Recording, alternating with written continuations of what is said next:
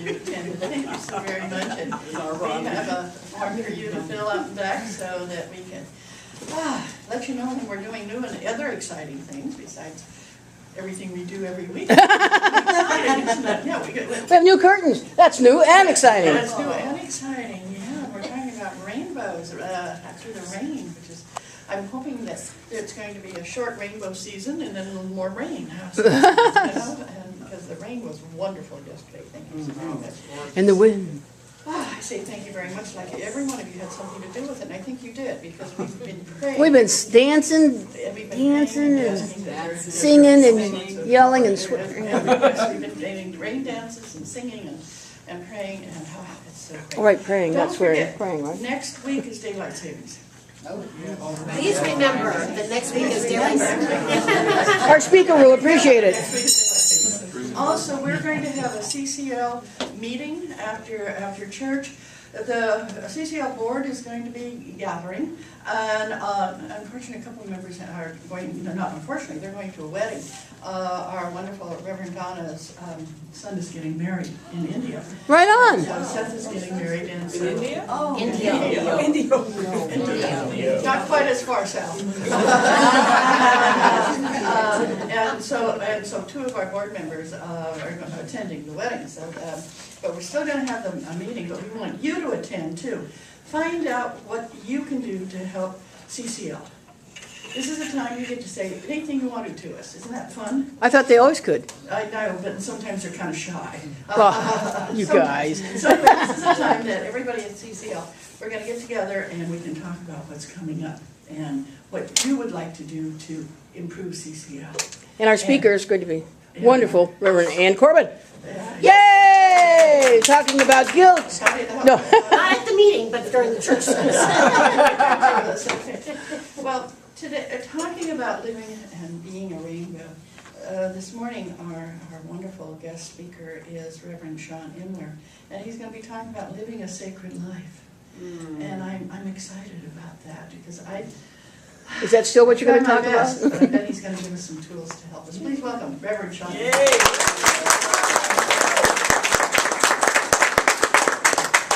Thank you, Dr. Where's your friend?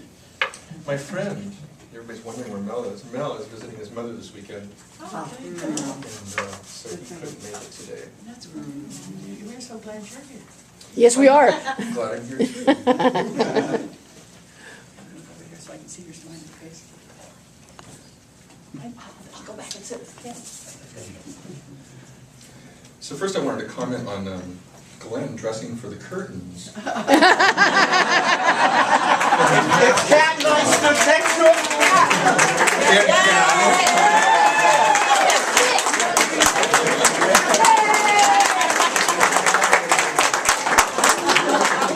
I have no idea how they anticipated that. Be impressed. We are connected. Although It was funny, I was standing in the back and I reached in my pocket to grab my cell phone so I could set it to stun. And I found this a fortune cookie that said, "You will obtain your goal if you maintain your course." Wow.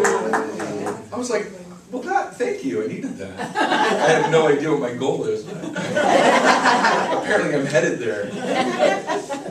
So I recently put together a class called Living a Sacred Life that most of you probably know about. And I did it to engage people in different ways of perceiving themselves in relation to reality. And you always like those bumper stickers that say question authority. I'm more like question reality. Because what is real? And when I was thinking about the course, I put together all these things like dreaming and ceremony and spirit contact and connection to nature and life's purpose and all these things that you would definitely consider that when you adopted a reality that looked at those things in your everyday context, that would seem sacred. But there are some very questionable things about what sacred is, because I find that, somebody somebody who I would consider very greedy, holding on to things, hoarding money, they might consider money to be sacred, which is a very interesting thing, and it does have sacred components to it. Money, I always considered money to be kind of like the life's blood of the planet. Because amongst human beings, it is the one thing that is exchanged constantly. It has been, in some form of trade, we have had a currency that represented what we consider valuable, and exchanging that value for other things of value.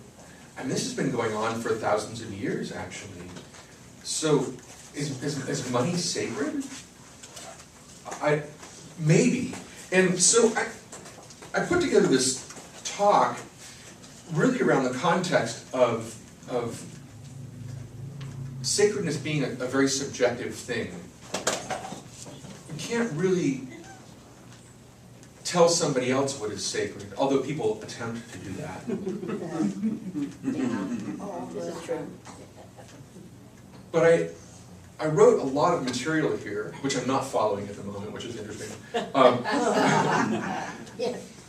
I found that what I had, more than simple observations or more than directions to help people find what is sacred in their everyday reality, but I found that it's an incredibly subjective thing, very much like law and rules are.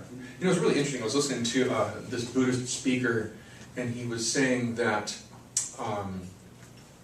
that everything that we look at in reality is subjective. That there is no absolute, and that when we look at things like ethics, and he will break down some of those things, like thou shalt not kill, thou shalt not steal, thou shalt not lie. Think of the Ten Commandments. There are lots of these rules that exist in all cultures, and they all kind of come down to the same top 5, which is like don't covet, don't kill. But he said, don't follow any of those things. Think about them in a mindful way. Meditate on them. It doesn't mean that you have to follow those things. They're more like suggestions. Now they'll incarcerate you if you commit some of them. But why? Why is it meaningful to you? Just because you steal something and somebody's going to throw you in jail if they catch you, what makes it wrong for you? What makes it right for you? It's interesting. I was watching there's a movie, a Chinese movie called Ip Man. It's about the man who brought Bruce Lee into Wing Chun, which is a form of Kung Fu. And there was this part in the movie, this is part 2, and there's this part in the movie where one of the brothers in the first movie, who is actually a very wealthy man in China before the Japanese attack and take control over northern China. And in the second movie, he becomes debilitated mentally from a gunshot wound to the head. And Ip Man finds him on the streets, and he's stolen a duck. And Ip Man pays for the duck, and then follows this man, and runs into the man's son. And he says, well, what's happened? And he said, well, he's never been the same since he received that shot to the head.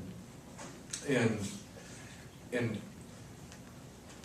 so Ip Man, he sees that, he pays for the duck, and he sees that this man needs to eat, that he's actually living homeless on the streets. And although they consider the stealing a crime, the man who steals does not consider it a crime. He considers it subsistence. He considers it that this is the only thing that I can do to keep my body alive. And so, if you look at it from his point of view, stealing is not a crime. In fact, this duck didn't really belong to anybody. This duck was this free-flying fowl. I mean, 3 Fs. And he didn't look at it like, I'm going to go steal a duck now. He looked at it like, I need to survive. And so thievery becomes this very subjective reality. Now somebody else is going to accuse him of stealing and throw him in jail. You know, if man didn't pay for the duck, but what does it mean actually to have a different context for something that you hold as a belief system that stealing is wrong? And our belief systems often do get in the way of our realities. Think for a moment just of something that you believe to be true. Just anything. I'm not even going to fill you with an idea. You know what your beliefs are. Now what if you were to let go of that belief? Just test it out for a moment. Just imagine that you have a wastebasket sitting beside you, and you took that belief and you wrote it down on a piece of paper and you crumbled it up and threw it in the wastebasket. What does it feel like to not have that belief any longer?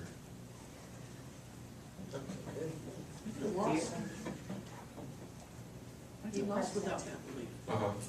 I felt almost like a chakra shutting down, yeah, I felt Uh-huh. like shut down. Uh-huh. And yet, when you think about self-realization, self-actualization, you know, the Buddha would say we need to throw all those beliefs out, all of them.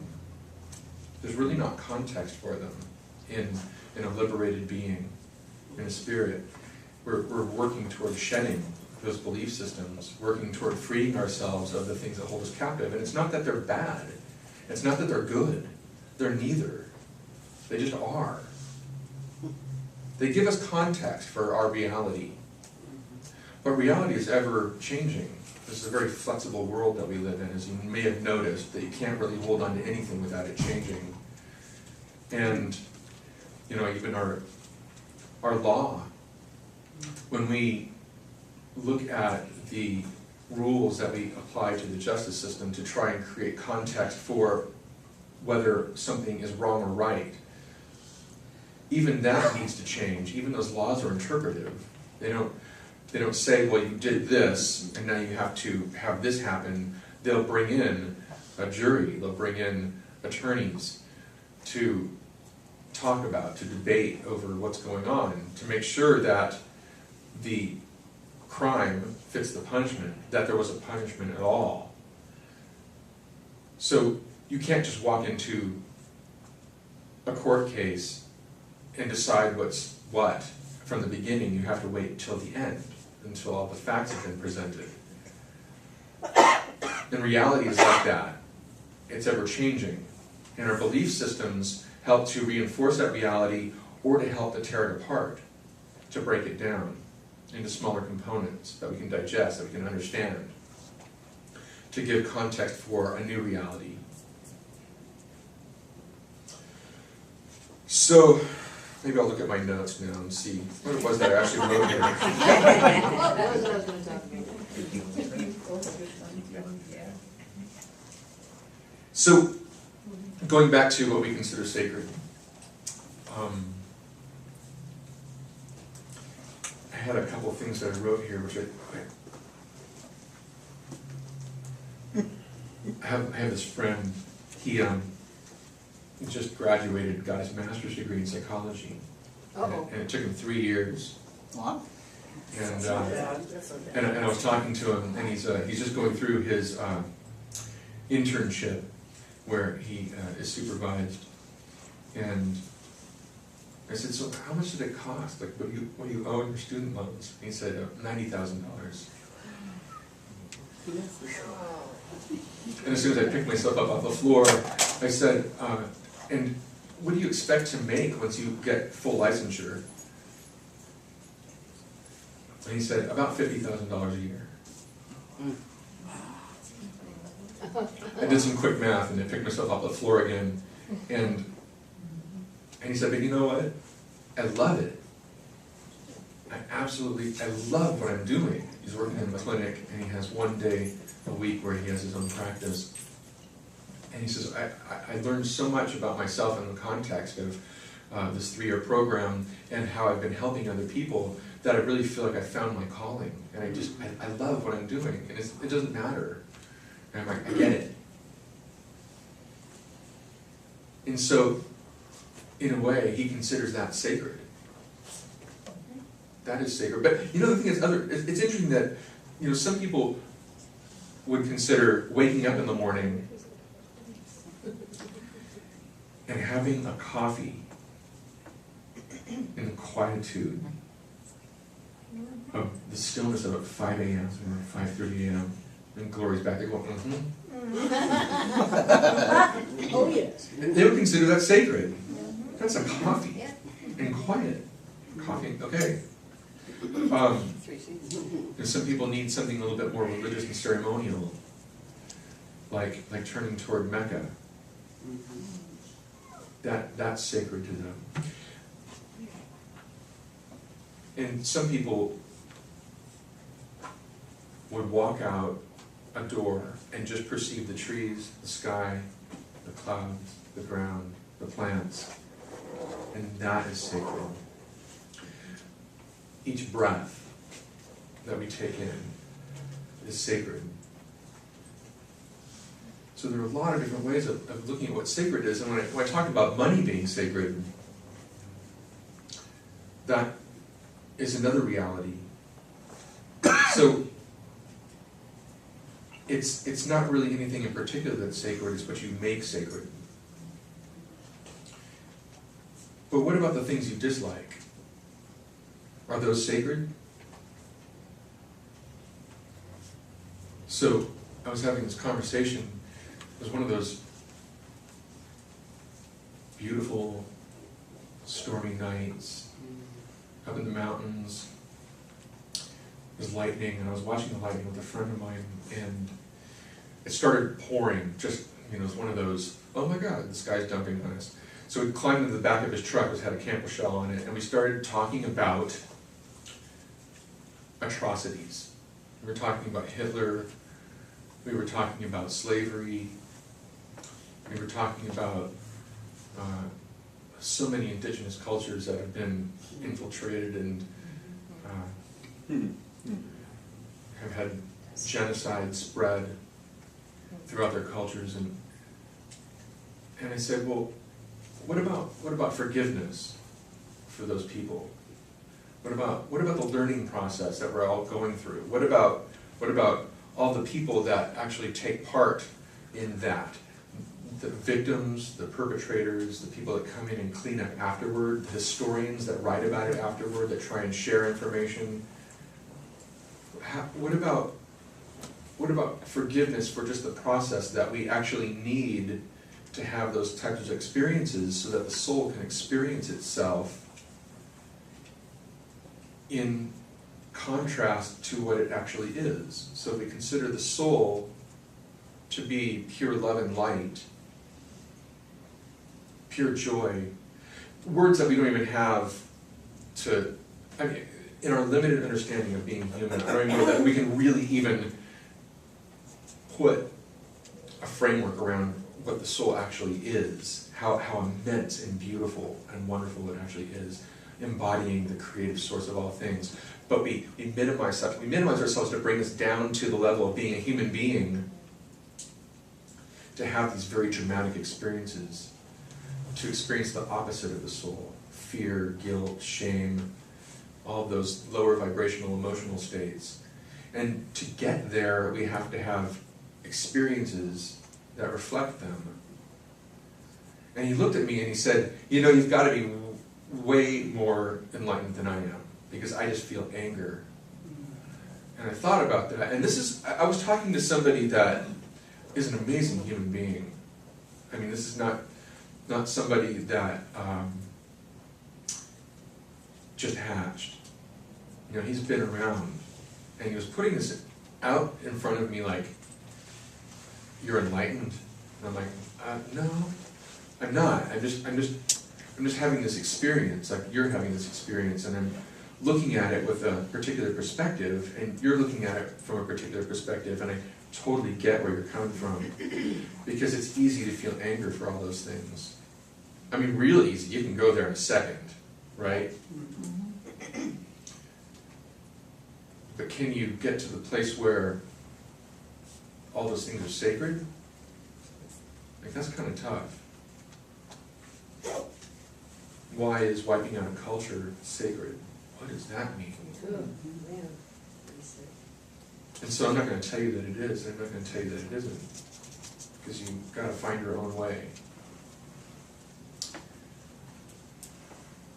But it's possible to get there.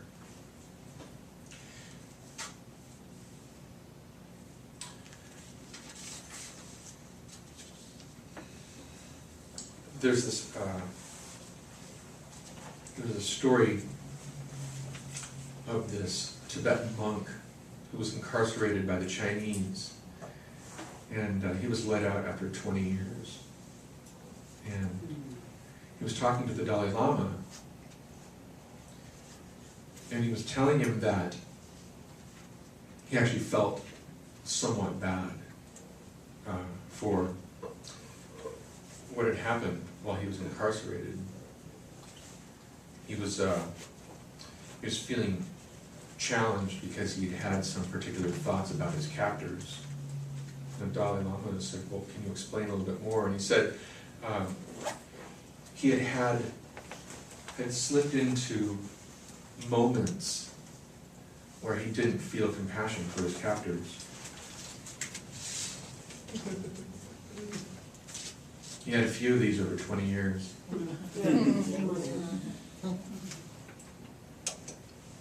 I think he saw something sacred in them. Can't tell you exactly what it was, but it's probably something like they're all children of God.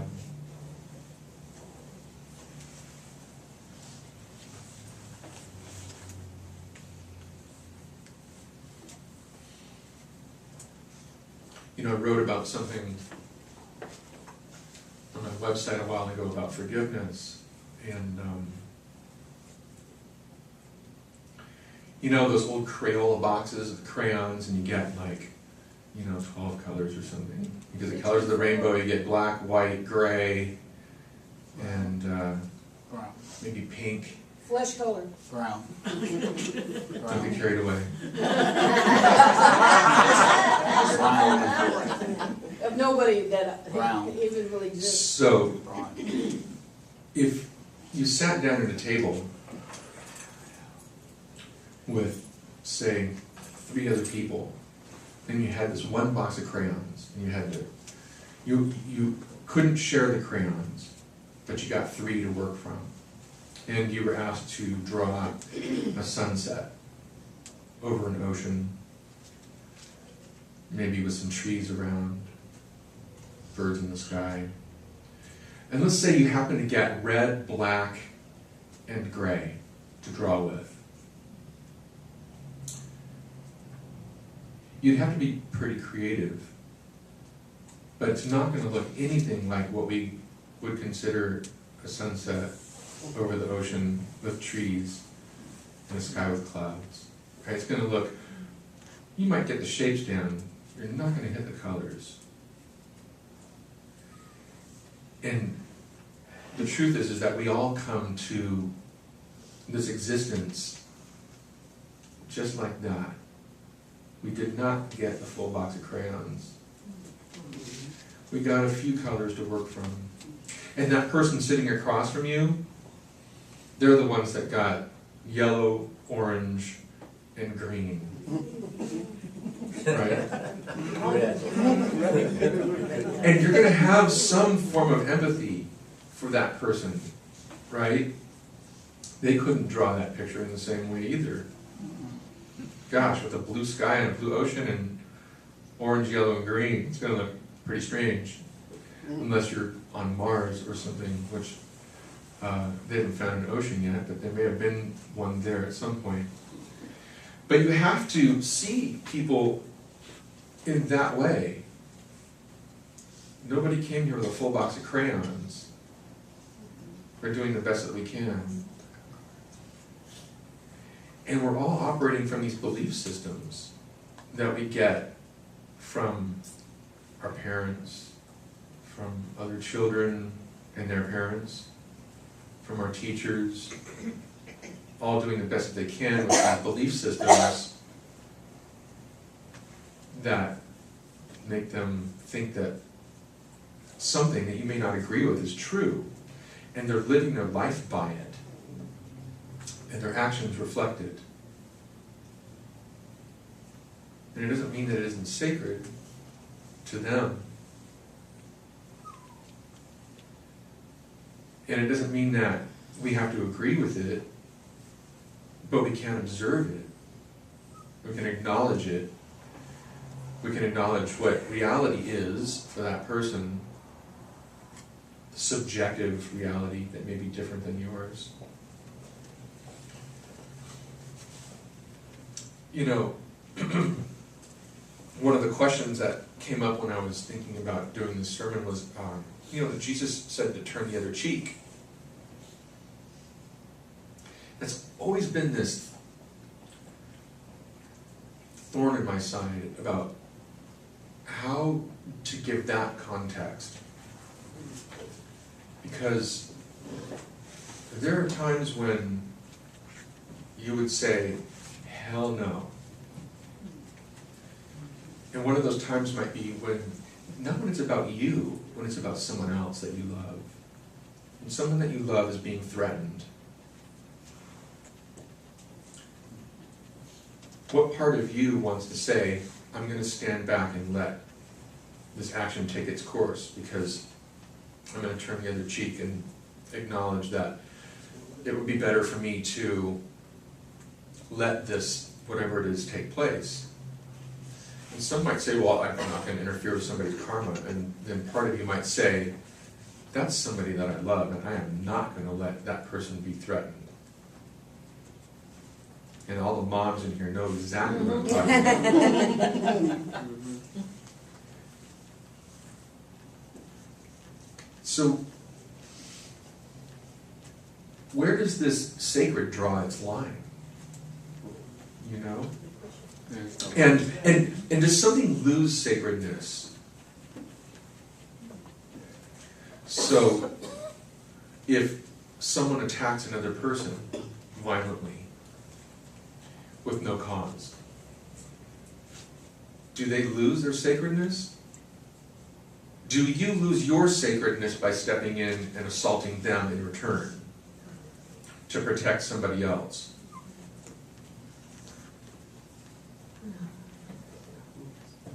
It's funny, I think of Kyle Burge.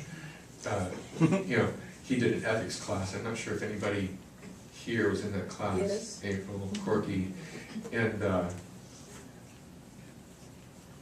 what was at the very end of the class he had a question. It was something like, it was this.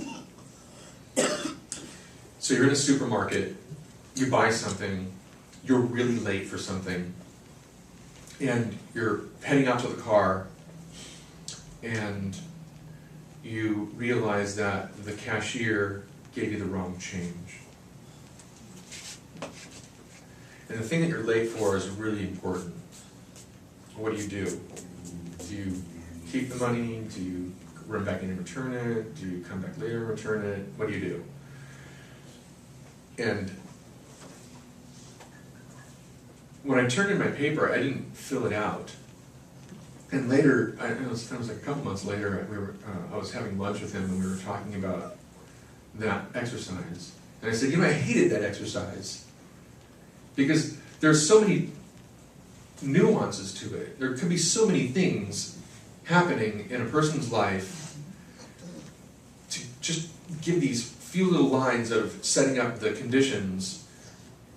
It doesn't do it justice. In fact, it was really frustrating. And he looked at me and he said, that's a good thing. It's a good thing you were frustrated by that question.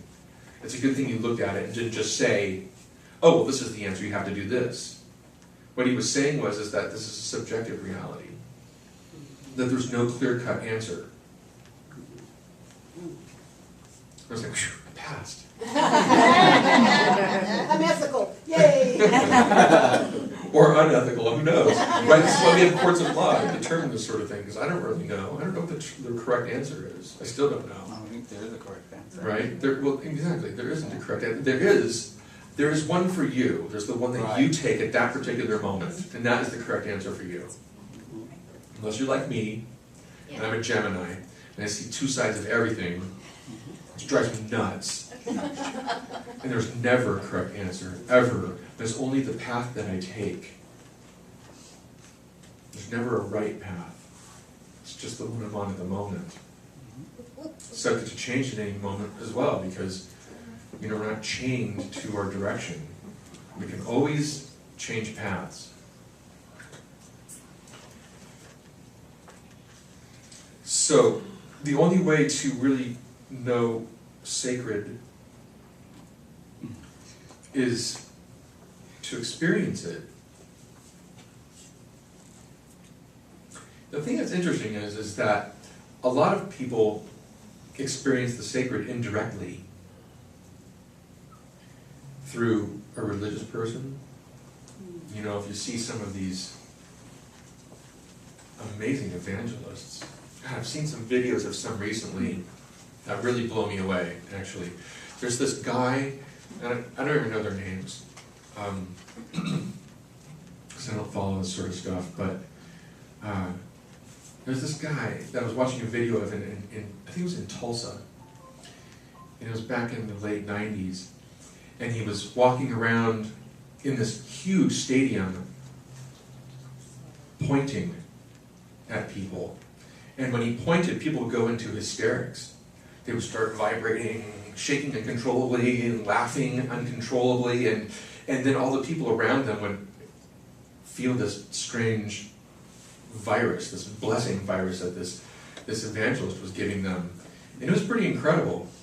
He would just look at somebody and point, and this sort of thing would happen, and suddenly they were falling on the floor like a fish, and like vibrating and shaking, and I'm thinking, wow, you just got sacred from somebody.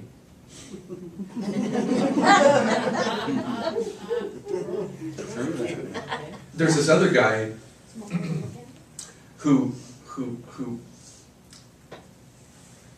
heals people. Like, he pushes the air in front of them and they fall backwards.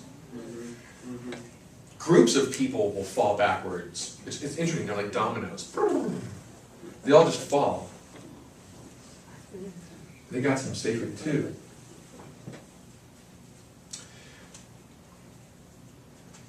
Is it enough to get that indirectly from someone else? Is there another way to get it directly? And is that more important? To actually feel the sacred growing inside of you, welling up inside of you. Feel that connection, that when you walk out the door and you see the clouds and the sky and the trees and the plants, when you see the cars and the trash and the homeless,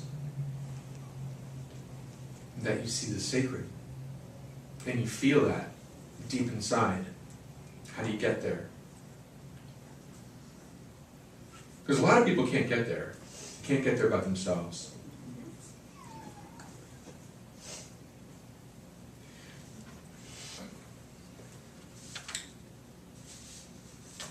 And why does it even matter, actually? Why do you need to get there? Why is it important to consider things sacred?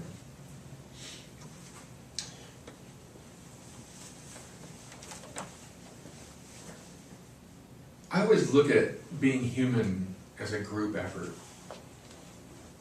And one of the things that's always bothered me, so when I was a kid, I went to church. I went to a Christian elementary school.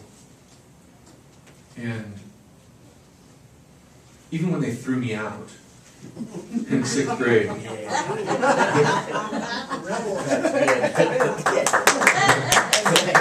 I still went to church for a long time afterward.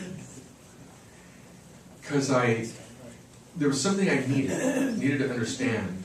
Needed to understand why we are, who we are, what we are. And I thought that somebody in the church could enlighten me, that I could get there through somebody else's thoughts, words, actions. And I found that I couldn't get there in that way.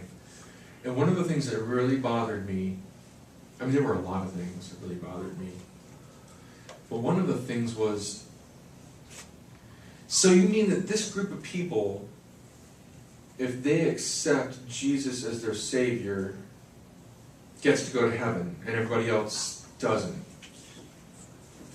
In fact, they don't even say that everybody else will stay here. They say that they will go to hell. Yeah. So there's only one option.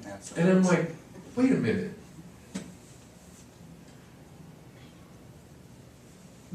I mean, I could see this when I was, I'm like 12, 13, but I could see that was separation. And we've been practicing separation as a human species for a really, really long time.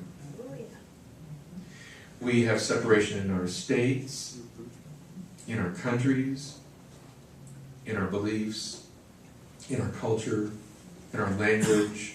I mean, we know separation pretty well. And yet here we all are on this planet. Same species, practicing separation. Why?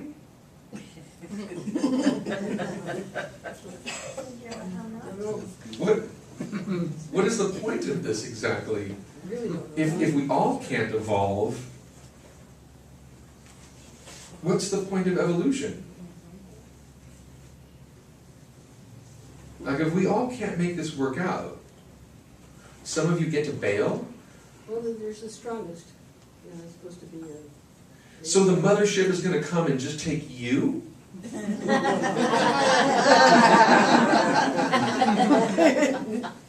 Really? Probably not me. How much?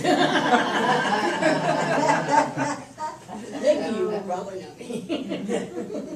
So, in Buddhism, they talk about dukkha, which is, it's been translated as life is suffering. There's a better translation. I mean, who wants to just think that life is suffering? Because life's a lot of things. It's not just suffering. I mean, it's joyous. It's incredible. The other translation for this is it's more like dissatisfaction. Well, and it's easy to become dissatisfied. I can see why you might want to separate yourselves from someone else because you're dissatisfied with the limitations that they're imposing upon themselves through their belief system. So you want to separate yourself to either have your own belief system or to break down your belief system, however it is. And, you are who you surround yourself with in a lot of ways. And if you don't have the stamina to try and bring up those to your level, the alternative is to put yourself at their level, and yet being human is a group effort. So where does your obligation lie if you believe that you have an obligation? And where does the separation lie? And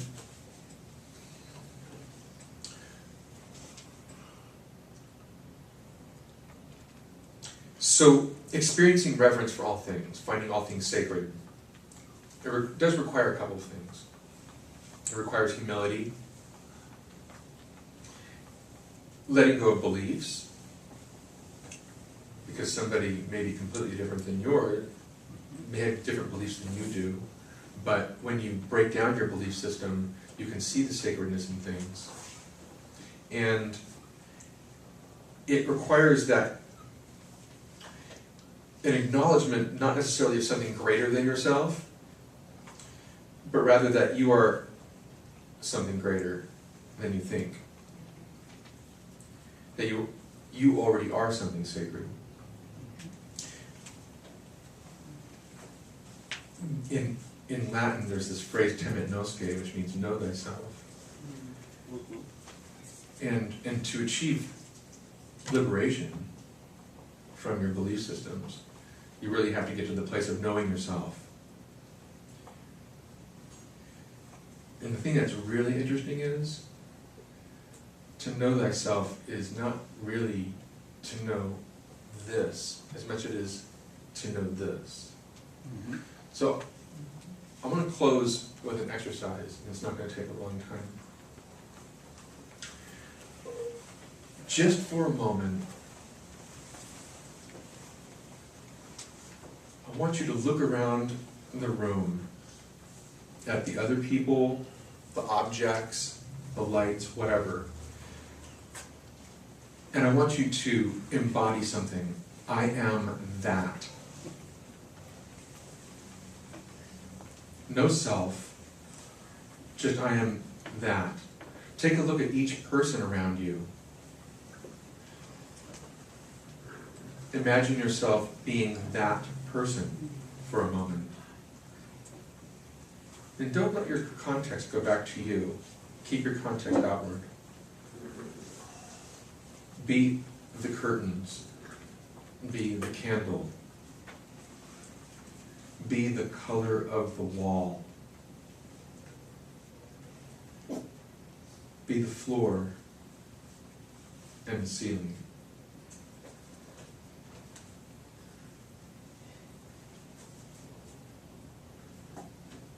Practice this in your lunch hour. Practice this when you're driving to work. Practice this when you're cooking dinner. Because I tell you, it's a lot easier to be sacred, to embody this, when you are everything. And everything is mirroring who you are. And with that, I'm going to close. Thank you all very much.